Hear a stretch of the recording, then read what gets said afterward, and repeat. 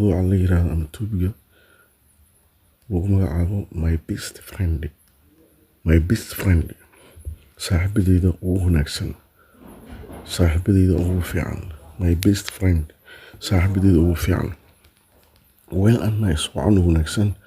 my best friend saaxiibadeyda ugu wanaagsan is someone waa qof who is kind kaasoo ah mid naxariis leh ama naxariis leh iyada and always haddii jeerna ready diyaar u ah to help inay caawinto ama inay kaalmayso or support ama ay taageerto when you are in need markaad u baahan tahay really sida runta ah my best friend really sida runta ah my best friend saaxiibadeyda ugu fiican iskooled waxaa la yiraahdaa Shacni. She is 25 years old waa 25 sano jir who is medium sized kaasoo cabirkeeda uu yahay mid dhexdhexaad ah I really sida runta admire her waa un ku shuco iyada when markay she wears ay xirato something shay that kaasoo fits her iyada la faca perfectly si dhabta ah she looks aragteeda ama fiirinteedu very beautiful mid aad u qurux badan leh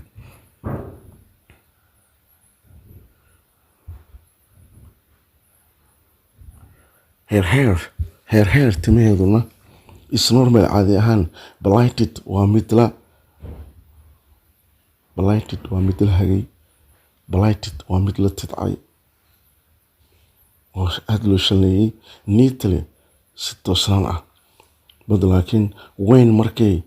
she leaves ee dhaqaaqayaan iyada waa tint open oo furan it is long waa mid dheer and sleek oo ah mid jilicsan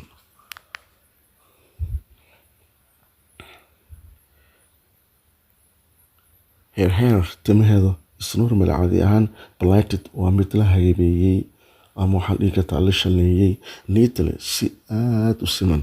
but laakiin when she leaves markay dhaqaaqayso iyada open oo furan it is long waa mid aad u dheer timaheeda and sleek oo aad u jilicsan her skin maqaarkeeduna soft waa mid jilicsan and chocolate in color oo midabkoodu yahay midabka chocolate nooca chocolate oo kale her voice codkeeduna is soft waa mid jilicsan gentle oo ah haddana mid gentle ah mid deganaan waa qof degan and polite oo haddana edeb leh her parents waalidiinteeduna are waxay yihiin humorous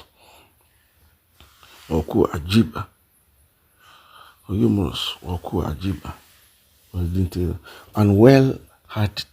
oo haddana ah leh qalbi wanaagsan oo furan her father aabeeda iskooled waxaa la yiraahdaa Cabdullaahi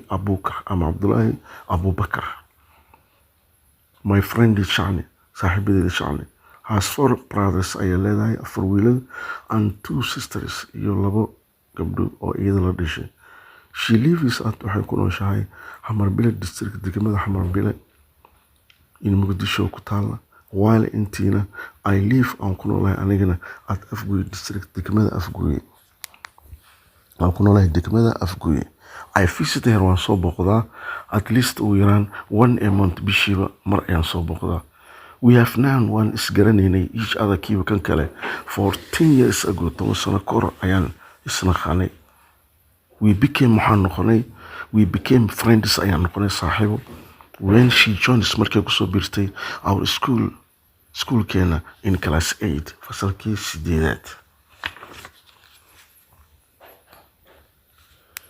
there are waxaa jira several things dhowr sheeyo I like and jeclahay about wax ku saabsan Shacni iyada she is iyada waxay tahay marka hore determined waa mid go-aan leh hard working shaqo howlkar leh social oo haddana mid furan social ah and trustworthy oo haddana ah mid laisku halayn karo oo aamin ah both of us annaga labadeenaba are energetic waxaan nahay kuwa firfircoon anaga kuwa fircoon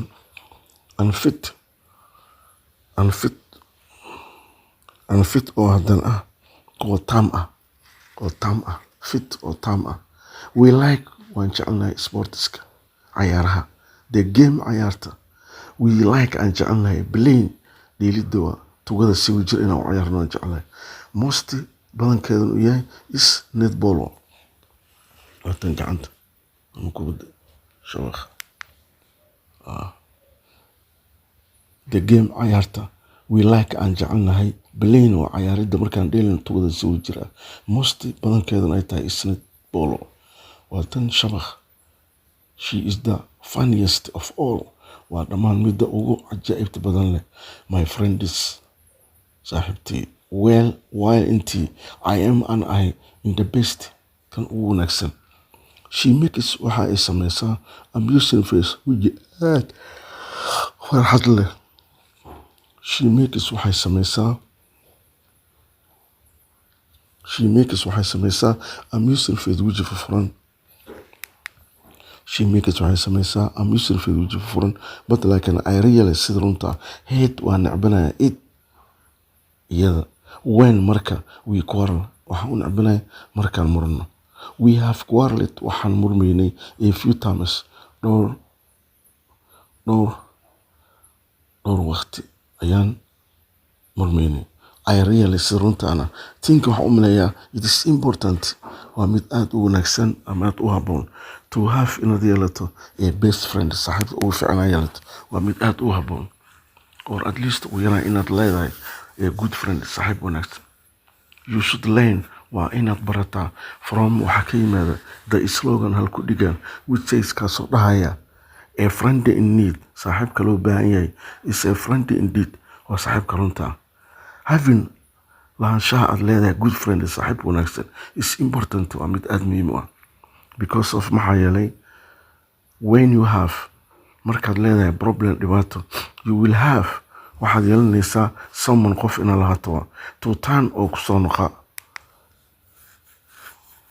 to turn to oo kusoo noqa to turn oo soo noqa for help kaalmeyn or advice ama inaad leedahay saaxiib ku waaniya ama ku caawiya you should choose waa inaad doorataa a friend saaxiib who is trustworthy oo ah mid laisku haleyn karo be careful ah mid taxadir badan not to choose ha dooranin a bad friend saaxiib xun because of maxaa yeelay a bad company rainis wuxuu baabi'iyaa saaxiibka xun wuxuu baabi'iyaa good morals niyadda wanaagsan ayuu baabi'iyaa wuxuu baabi'iyaa a bad company saaxiibka xun rainis wuxuu baabi'iyaa good morals niyadda fiican we both labadeenuba mate waxaan sameynaa efforts dadaal to resolve aan ku xalino our problems dhibaatooyinka amiika bale si oo saaxiibtinimo leh we have learned waxaan baranaa to forgive cafinta habsiinta hag means habsiin and smile dhoola cadaynta after kadib resolving a quarrel xalinta kadib muranka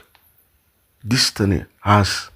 greatly waxay noqotay mid aad u weyn improved oo sii korodhay our friendship saaxiibtinimadeena I think waxay la tahayba she was inay ahayd the best person qofta ugu fiican